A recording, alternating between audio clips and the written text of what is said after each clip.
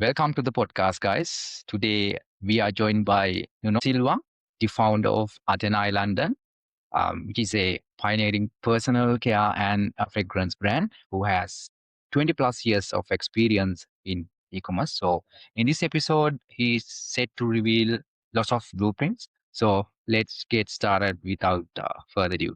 So welcome, Nuno, and thanks for joining with our show. Yeah, So thank you, Hans. that's it. I'm glad to meet you. Pleasure to be here as well. Amazing. So, Nuno, why don't we start by you telling us a little bit about yourself, who you are, and what you do with Atenai London? Yeah, so initially I'm from Portugal, and then I moved to London around '98, I believe it was, and since then I've been working basically in retail. So I worked in places like Harrods, Moss Brothers, Reese, and particularly in fashion, and then obviously started to do my own things. In fact.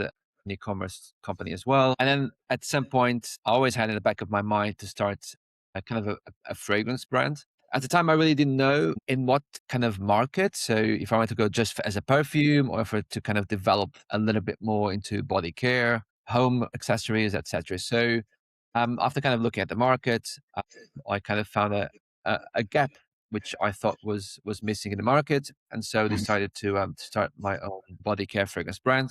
Obviously, Arts London, and that's how we came to be. Really, Mhm. it's like most things when it comes to business, is about finding a gap in the market. Yeah, So for me, it was about looking what was there, what was missing from my own experience, and then obviously apply that to our new brand. right. Perfect. So let's talk about in a bit later about those stuff. But for now, I would like to tap something that you often say in a lot of places. But let me mention that the storytelling. Like, I would like to hear from you that, like, how do you use storytelling? And I know storytelling is one of the underrated, attribute that people use. But I would like to hear from you. How do you recognize storytelling and how it's important for a thriving brand like Aten Island? And I would like to hear from you about that. Well, storytelling is key, really, because it's pretty much one of the very few things you can really differentiate yourself from other brands. Mm. Because ultimately, either the market is very competitive or not, we are roughly doing the same in a way that in this case, we do perfume, or we do body care, or we do lotions, or we do candles, right? Obviously, we all have to follow, and we might talk a little bit later about that, about regulations, legal parameters, etc., etc. Particularly when it comes to perfume or Mm. hand creams, which goes into the skin. But the way to really differentiate is to tell your story. And in our case, and it goes back to what I said just previously, just a few minutes ago, for me, it was about finding that gap in the market, which is something that I felt was not fulfilled Mhm. yet. That is the fact that, when you go to other brands, you'll see that they have, particularly in the body care, personal care market, that they have certain scents. So let's say for the shampoo and the conditioner. And then you go to the perfume, is a different scent to that. Then you go to the candle, is a different scent still. So there is kind of a mix of scents that they provide the consumer with. And this is something that I always kind of find it a bit frustrating, because I always wanted to, I guess, the lack of a better word, to own a scent. And so for me, it was about kind of immersing myself into a scent and being able to have the same scent, the same smell throughout a whole complete product range. And that is extremely rare in the markets. There's a couple of brands who do it, but by and large, that is missing. And so that for us was the key, really. It was kind Mm. of out of frustration that I couldn't find anywhere else. And that is what really, really needs to be kind of put across as a message and as a storytelling, because people need to know why Atenai London, why us, why not, the store next door, right? And the reason to differentiate, the reason to come to people's mind is this idea Yeah. of who we are, what we stand for, and what we want to become at a later stage as well. And so that storytelling, that reason to be, that key is so critical. And storytelling is where everything kind of emanates from, right? So that was key. So Mm. you're absolutely right. That is critical, and not just for us, but I think pretty much for any brand out there, really. Brands. Yeah. Yeah. Perfect. Because you mentioned that you wanted to create more than a products. You wanted to offer moments, and it's powerful, especially the way you articulated that one. Yeah, it's above all to offer someone an immersive experience where they can actually, in a world where everything's so chaotic, Yeah. where people are so stressed, where economically speaking, some of them are struggling, some of them maybe not, but there is struggles there, there is pressure points there. What you need, or what we try to offer at least, is kind of an anchor. Mm, And of course, scent is one of the most important senses you have as a human, right? So for us was about being okay. What about we offer the same sense, the same anchor to mm, people? Either they put in the perfume, either they are in the shower in the morning, either they put the candle later on when they come back from work, either they wash their hands at work or put the hand cream. Offer that anchor that they can actually relate to, be it mm, at 9 in the morning or 9 in the evening. And that is I think quite powerful and very unique in a way. Like I said, it's not completely unique, but it's quite rare in the market. And there mm, are reasons for that, which we can talk about later on. But so for us, it was about trying to offer that immersive experience, that anchor that I think people need nowadays. mm, mm, So it wasn't just a question of, oh, okay, let's launch a few products, and it's more than that for Atenai London. It's about providing that in a way, that hand, that kind of things that can hold people to something, when they are stressed, or when they are late for something, or when they are, I don't know, preoccupied with something else. They can actually have that 10-second, 15-second moment mm, mm. where they again are brought back to that sense, to that kind of center ground. Yeah. And I mean, that's why we also created kind of three fragrances, right? Mm, With a couple more on the go that mhm. we are kind of at the moment, is to create different, because obviously people have different tastes. Yeah. They like different things. So, provide different ideas in a way for them to experiment. Thanks. Amazing. No, thank you for mentioning that storytelling fact with by connecting with your brand. It's amazing. So now I would like to hear from you is that you mentioned that the gap. I mean, I am pretty sure that you have done a huge research, deep research about the market, and then you found out the gap. So have you hired a external agency to do the marketing research, or did you do it by yourself? Like how did you do that market research part? I primarily was by myself. Mhm. It was actually more a question of, as most, I guess, good ideas come from frustrations that you experience yourself. Yeah. And so, as I mentioned before, I couldn't find the same scent, and I'm someone who, if I like a scent, I would like to have it almost everywhere, and I just couldn't find it.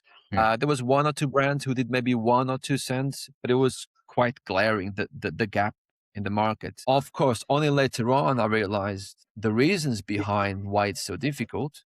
It has to do with regulations, has to do with ingredients used in certain products that then cannot be used in other products unless the percentage are slightly smaller or higher. So there are a lot of reasons as to why that doesn't happen. But for me, it was primarily out of frustration, really, because I couldn't have it. So of course, when that happened, then I start researching, understanding why that is, and then and that's how the idea came about for Atenai London, and how I then started researching. Okay, how can I do this? right. And it is a long process. I mean, so we're live now for just under 2 years, I think, and it Mhm. took me close to 2 years to actually, from the moment I started to actually researching, doing testing, to actually then go live, because there's so Mhm. many things that need to actually be worked on, not only from a formula point of view for Okay. body care, for perfume, but also from a regulation point of view, Yeah. in terms of certain percentages only being allowed in certain products, or the quantity of it. So Mm, there's a lot involved in terms of body care and fragrance and yeah. candles, safety tests, Mm, all that kind of thing. So, all that takes a long time, but it was primarily via my own frustration. So, right. but Right. but there's no right or wrong, right? So Yeah. you could hire somebody. For me, I think it was important to understand the reasons behind it, and to understand why I couldn't find what I wanted to find, and that was important, because then I could actually go and say, okay, I know what I want. Okay, let's make it happen. So for me, it was important, because sometimes when you use, obviously, a third party company, it might not be. ideal in that sense because they probably don't understand as much as what you want to achieve. So, but there's no right or wrong really in that sense. Exactly. Exactly. There is no right and wrong thing. Exactly. So, perfect. Was there a specific moment or story that you had in your mind that this is how I got that idea? Like, was there a specific story that you had in your mind? Okay, this is where I got that idea. Okay, now let me execute. Let me try to execute this brand. So how did you get that idea? Well, I always had a love for fragrance since I was a Okay. kid, Mhm. believe it or not. So I think my first perfume was I was like 10 or something. So I was kind of like experimenting and testing perfumes and things like that. Which means you And are a and passionate person on fragrance. Am I right? yeah, and scent was always important for me. There's a lot of people have different things they I guess they like the most. I mean, scent for me was always one of them. So I guess it started that way. And then back in my mind, there was always the idea of starting, as I mentioned, a perfume brand. Actually, Mhm. initially, the idea was not what I have now. Initially, like I mentioned, was actually to do a perfume brand only perfume, and create perfumes based on cities, for example. But then I started doing research, and there was already one or two who were doing that. And for me, I said, okay, maybe there's no need for that. And that's where I start realizing the frustrations of not having the scent on different products. And I don't think there is a haha moment. I think there is a I guess, little moments Mhm. kind of every day that kind of propel you to kind of say, okay, this is missing. Last time I wanted to use this shampoo, but it didn't have the same scent. And Right. that's how things kind of start kind of increasing in terms of what you perceive to be a gap. And Mm. then you start working, okay, actually, maybe there is legs on this. So maybe let's do a bit more research. And then the research kind of starts to say, yeah, actually, you're right. There is a gap here. And Mm. that's how when, at some point they say, okay, yeah, I think we're ready to go. I think there is a potential idea here. Right. So Right. it's Right. more like a slow increase of small moments that then propel to the yeah, okay, let's go. Then Small. just a I love one moment. Yeah. that. You were mentioning For me, movements. at least. And I know Yeah. some people that have like that's like for me it was Yeah. more of a research, understanding what's missing, and then going from there. Great. So, I mean, you do have at least, 20 plus years experience in e-commerce, and also with this new venture, I think approximately 2 to 3 years. So, what are the right now with your experience, and because you have been in this game for a long time, are there any trends going on right now in terms of fragrance and this special with this sector? Yeah, it's quite interesting because trends are exactly that, trends. We and myself as Atenai London, as the owner of Atenai London, we don't really follow trends Hmm. because to follow trends you have to be two things. Either quite big where you can just launch products every few weeks just to keep going, and then 6 months down the line you close it down because that trend is gone, Yeah.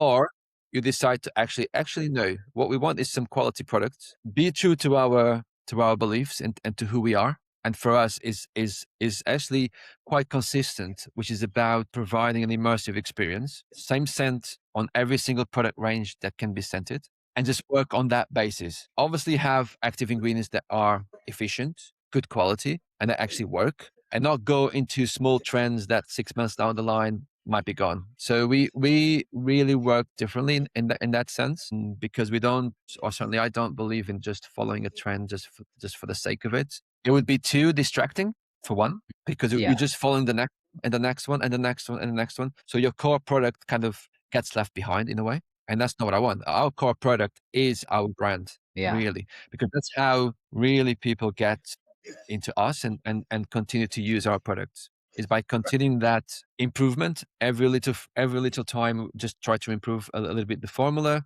but not necessarily via a new trend, or trends are what they are. Trends, they Hmm. will come and go. Yes, Yes. sometimes we might lose in a few areas because we didn't follow that trend. Yeah. Yeah. Like not so long ago, there was this trend all about completely natural, no Mm. synthetic anything, which is not really honestly realistic for me anyway. Yeah. I don't believe in that. for several reasons. Again, because it's not that sustainable. So, Yeah. and that's one of the things that is quite interesting is that a lot of trends happen and then they really stop because we start to understand that actually they're not that great.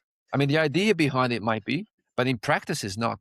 True. So, True. just to give an example, I mean, Rose Absolute is the oil in this Yeah. sense that we get for the perfumes is a good example. I Hmm. mean, it takes a huge amount of money and time and effort and just to produce, it's something like 50 kilos of rose just to produce a 1 liter. Hmm. From a sustainable point of view, that is not sustainable. That Yeah. is, and I'm not saying you should not use it. I'm just saying that we have to think about how best to use the tools that we have Yes. for the benefit of all of us, right? So, but like I said, for us is about being consistently good at what we do and what we launch, and not just follow other trends just for the sake of Right. it. So, Right. Right. It's okay. Basically, it's all about focusing for the problem and then trying to iterate based on that. Am I right?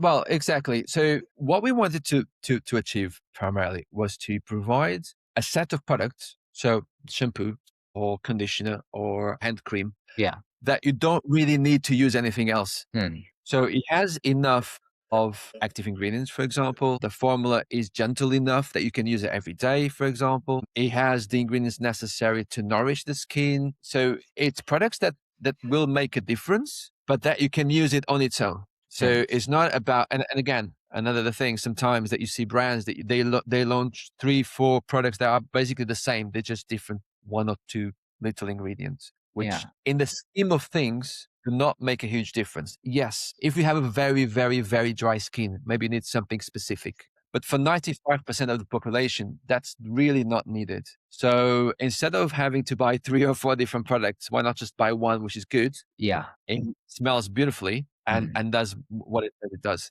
So Yeah. that is for us what we stand for: premium, Right. elegance, beautiful scents, and they are efficient and do what they say they do. In Hmm. fact, and that's just not me saying. We now won several awards for our product. In fact, Yeah. just last week we got an email saying that our every single product that we enter on the Natural Health Awards here in the UK have Yeah. been shortlisted Yeah. Yeah. I in noticed that actually. I this wanted to ask that one.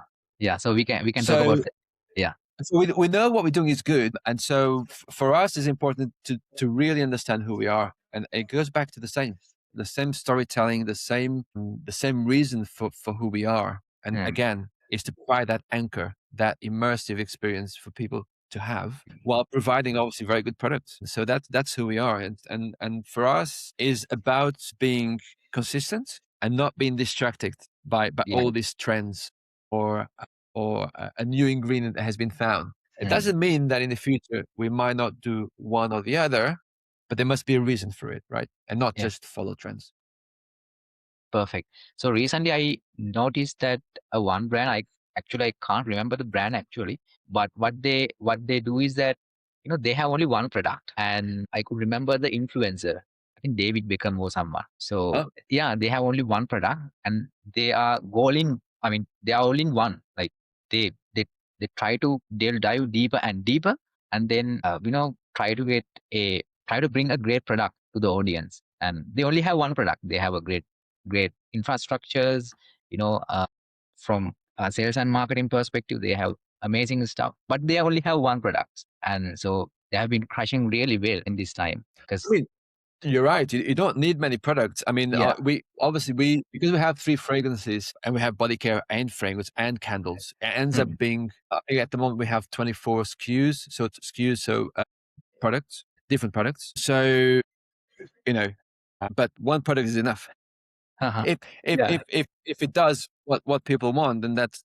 Yeah. Yeah. Perfect. Perfect. So, right. Sorry, actually, I was just kind of thinking in my mind. Actually, it's not 50 kilos. I was wrong. So you Uh-huh. need something like almost 1,000 kilos of rose to be able to do 1 liter of rose Right. absolute. Now Right. imagine, Yeah. right? That is the epitome of not being sustainable. Yeah. When you talk about thousands and thousands of units of perfume or body care sold, right? Sometimes synthetic is not bad. And that's Yeah, what I was trying to say in a way. It's more about knowing what works, what doesn't work, as long as it's safe, obviously. And again, all our products go through rigorous regulatory yeah, certificates anyway. So, yeah. but yeah. Perfect. So, I mean, you were mentioning few stuff regarding regulations that, as a founder, we have to concern about those type of stuff every time. So, like, how do we first and foremost, yes, we need to have a crystal clear idea about all the regulations, right? And how to bring our product, or maybe, yeah, of course, the product to our audience somehow, our customers. So, yes, the regulation is there, but we have to be able to find out a proper way to bring our product to the audience. So, yes, first, I am pretty sure that you do use storytelling in a great way. Like are there any strategies that you use to bring your product to your audience? I'm not telling that violating regulations, but maybe understanding the rules and regulation, but at the same time play on our field. So I would like to hear about that. Yeah, so you're right that there's no point really, in a way, Yeah. to put a message about regulations because people really, to be honest, they don't care, and they probably shouldn't. Hmm. It's not what they want to know. I mean, they want to know they're safe, obviously. They want to know Yeah. that it's regulated, of course. But what they want to know is what is it there for them, right? And why should they use our products? Is it because we use niacinamide, which is good for nourishing, or because we have something else, or because we use the scent, or because so for us, it's about picking up our storytelling, Hmm. picking up the things that we need to do as a brand from a Yeah. regulation point of view. Hmm. In a way, almost forget about it and actually just talk about what our products actually do for them. And so again, we go back to the anchoring, right? Being able to immerse themselves in one sense, not Hmm. having two, three, four different scents kind of mixing all around, Yeah. is actually interesting because there is this idea now of layering, right? But people talk about layering nowadays as in putting two different scents together. For True. me, layering is using the same scent in different products because the anchor is there, but then is Hmm. utilized in different settings. That to me Hmm. is layering, Hmm. not using different scents. Yeah. That to me makes no sense. It is a good trend nowadays. Hmm. Speaking Hmm. of trends, but it's not one I believe in, and one that I don't really follow. And for me, layering was always about getting the same common ground scent that you love, then Hmm. apply to different products. So for me, that's Yeah. important.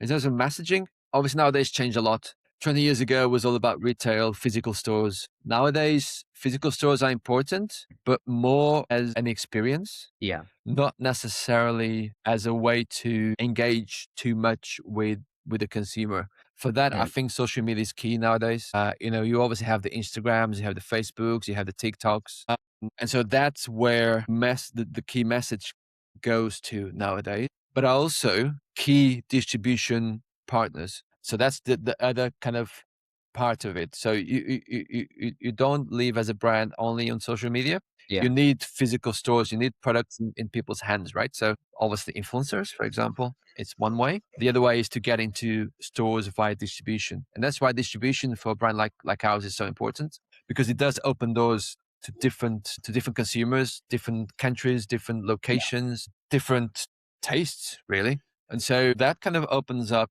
to the idea of, and that's why it's so important to have three fragrances, for example, or four, or five, because what fragrance that might work here in the UK might not work in Spain or Yeah. in Italy or in the US so, and messaging as well, of course. So it's all a bit of a, in a way, you have to be a flexible brand while keeping the DNA of who we are really, really clear into people's minds. Perfect. Which mean But it focusing changed for a lot. So yeah. nowadays, social media is Yeah, yeah, yeah.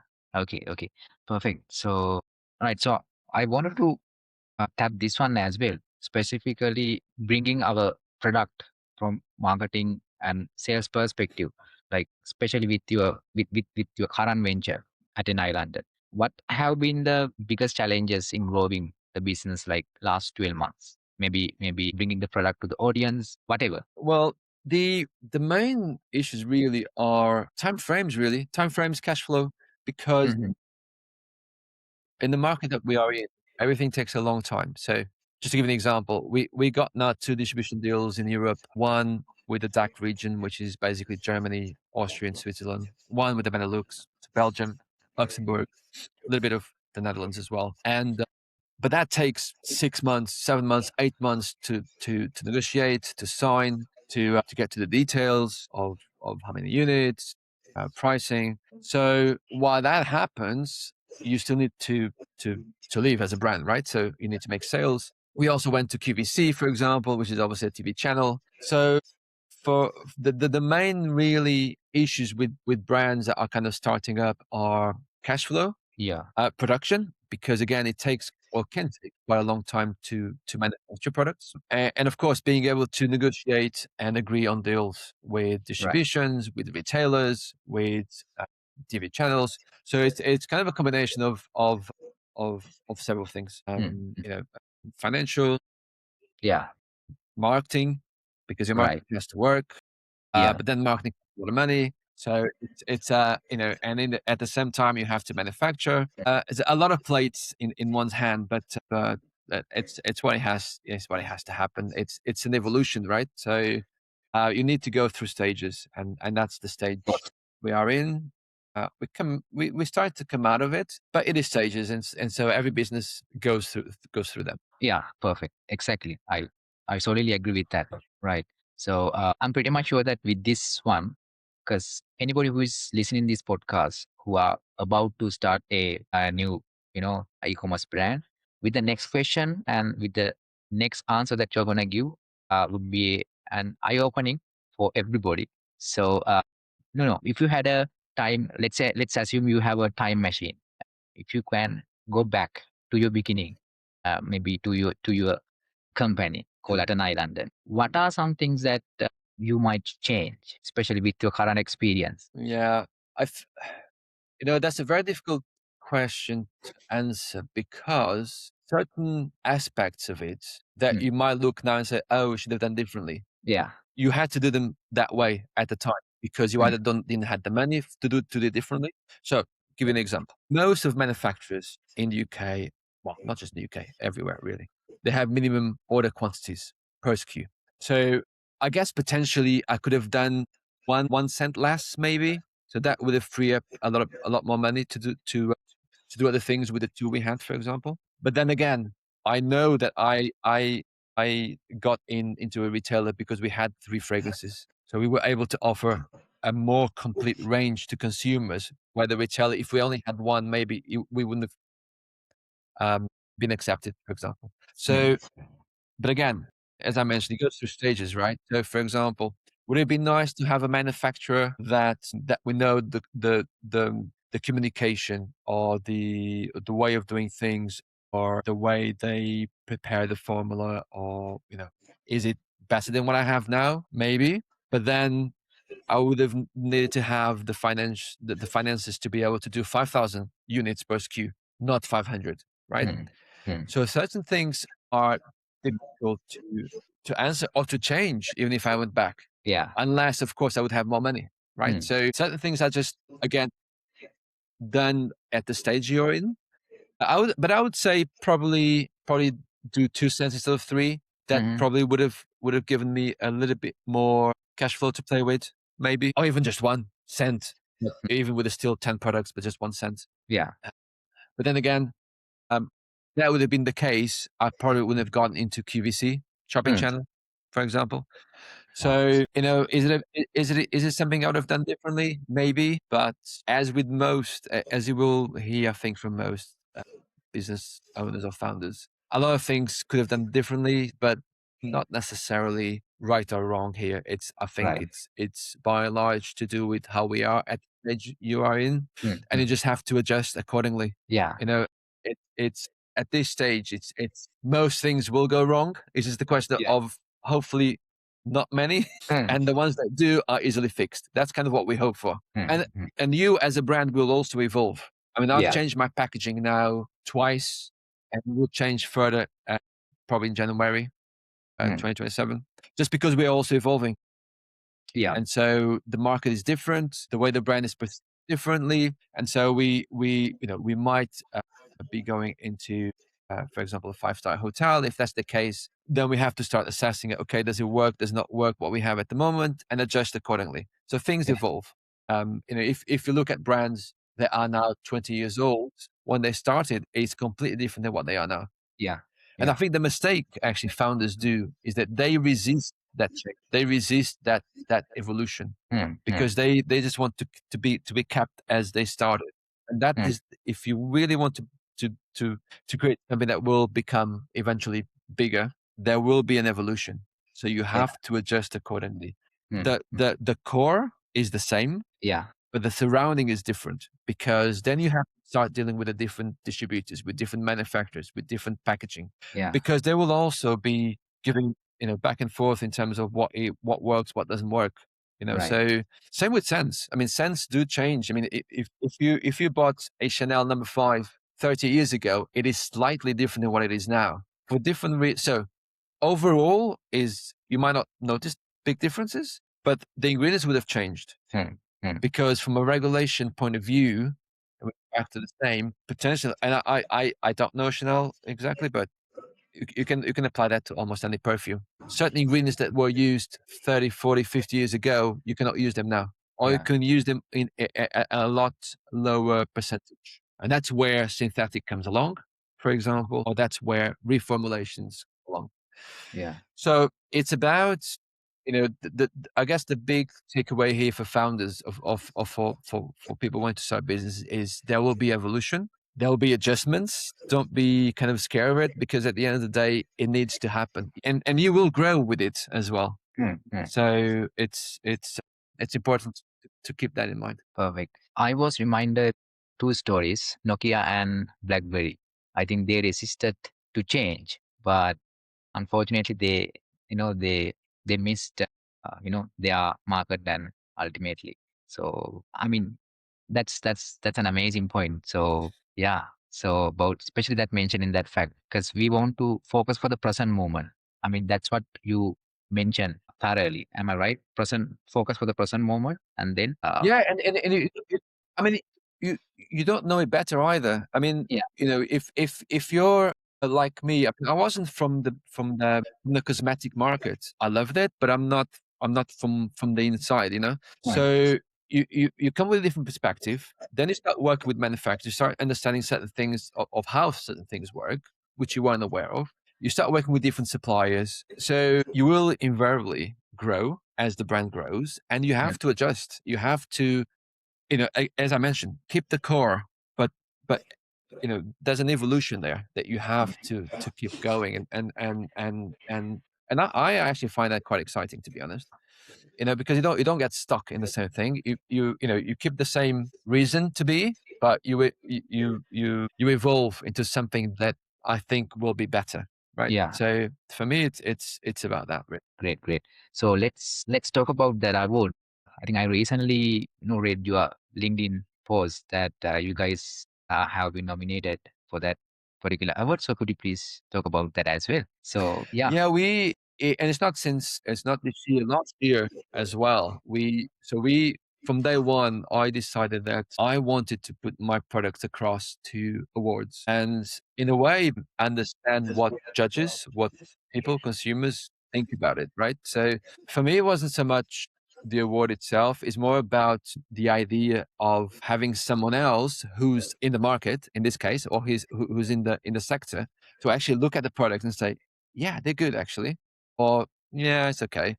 Hmm. And we've been lucky enough that from the first awards, in fact, the so in 2025, so in 2026 or 2025, we've entered 3 awards, and every single award we were either shortlisted as best in the category, or we actually won the category Hmm.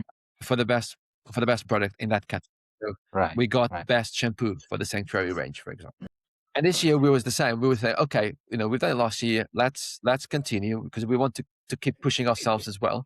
And so we went to 2 awards again, the Beauty Shortlist Awards, which again we won the best category for the hand and body lotion and shampoo as well. And also entered obviously the health and and wellness awards. We've just like I mentioned last week, we just been shortlisted for every single product we entered, Hmm. which to be honest was a bit surprising for us because normally you send 6 or 7 products and maybe 1 or 2 get shortlisted, right? Yeah. But we got every single one listed. So we were really excited about that, really. And of course, the awards will be in August. So fingers crossed, we'll win 1 or 2. Yeah. And then, of course, and then we have another one, which is the Pure Beauty Awards, and that's the really, really big one here in the UK. And last year we were shortlisted for the best perfume in a sanctuary, which unfortunately we did not win. It went to, I don't know who went to, but I know we were in the same category as Chanel and Tom Ford. So we're quite happy with that. Amazing.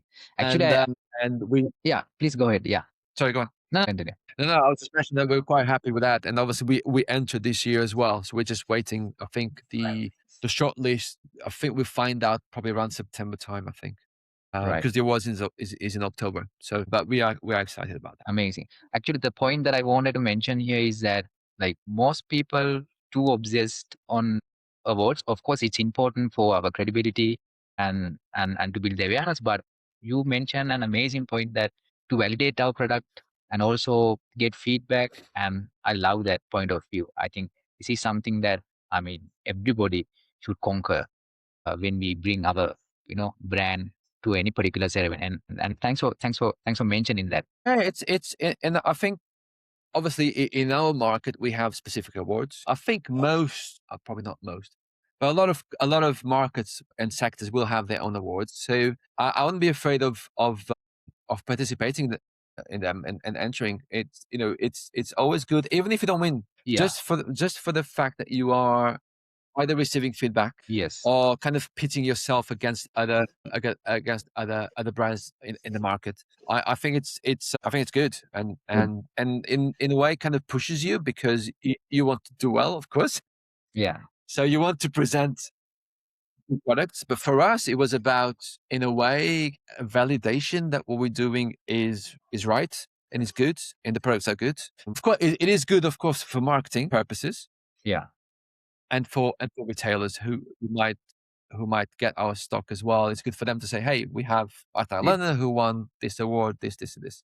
It's good all around, right? But for us, was about putting ourselves up there against other brands like Chanel's and Tom Ford's or L'Occitans, that kind of thing. Great. Great. Great.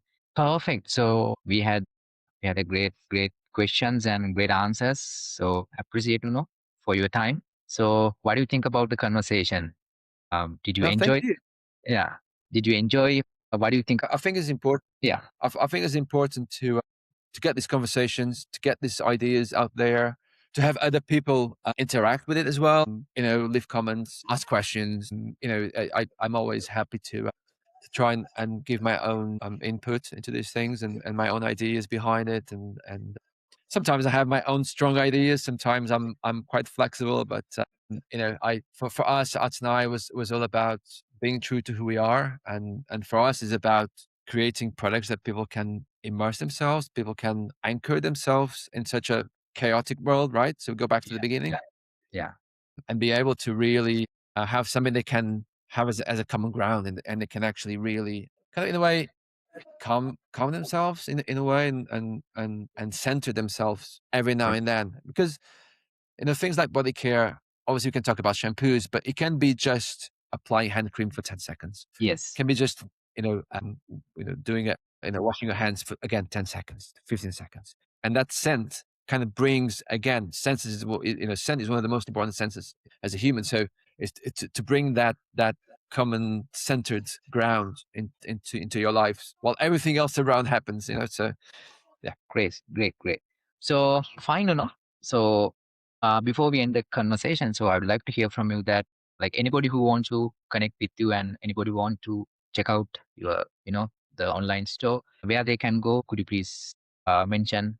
Definitely, I'll add Yeah. some comments. Yeah. They can go to obviously to our website, which is www.atenailondon.com. I can do just obviously a search on any search engine, Atenai London. You can communicate with me either via the contact page. If you have any questions, you can just put it to the attention of Nuno, and it will come to me at some point, and I can reply back. And you can email it as at atenailondon.com. It's kind of our Right. customer service Right. email address. And again, from there, if you say, hey, this is a question for Nuno, it will eventually come to me. Yeah. Perfect. Perfect. All And right. of course, I mean, you can also join, follow me on LinkedIn. That's probably one of the easiest way to Yeah. communicate as well. Yeah. I'm always there. So Right. Right. Perfect. Okay, guys. So as I said earlier, if you have any questions and if you want to check the store, they have a great product. So please check that out and enjoy those products and connect with Nuno. So again, Nuno, thanks for joining. So I appreciate your time and I appreciate your unique insights. thank you. So yeah. So guys, so that's it for today. And we'll meet you in another amazing episode. So until we meet on another episode, enjoy. Thank you.